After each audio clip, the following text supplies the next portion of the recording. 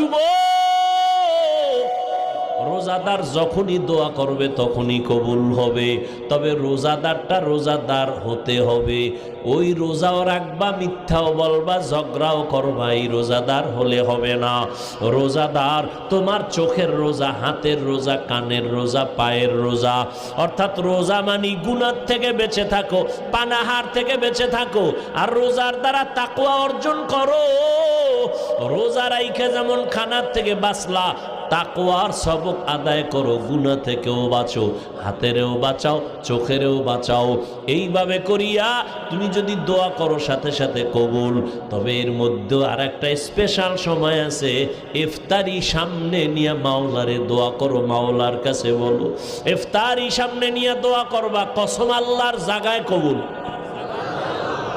রমজান এমন বরকতের মাস, একটা নফল ইবাদত অন্য মাসে করলে যা পাবো, রমজানে পড়লে একটা নফল আমলে ফরজের সমান সওয়াব।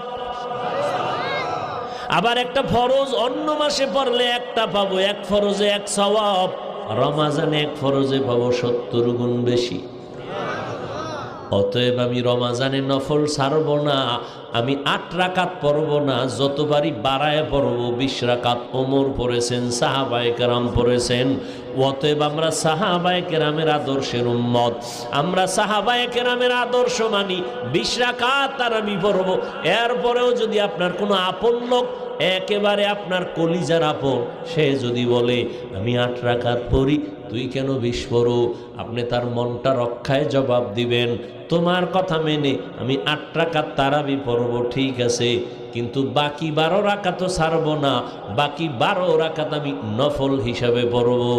এক নফলে আমি একটা ফরজের সমান সওয়াব পাবো, এক ফরজে আমি 70 গুণ পেয়ে যাব।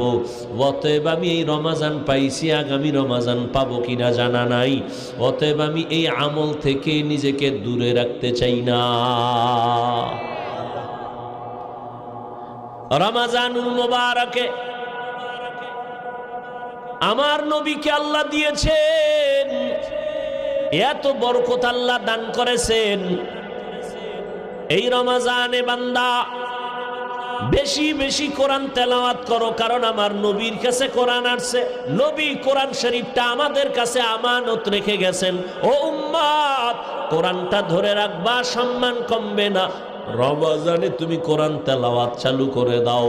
ইমামে আজম আবু হানিফা 61 বার রমজানে কোরআন খতম করেছেন।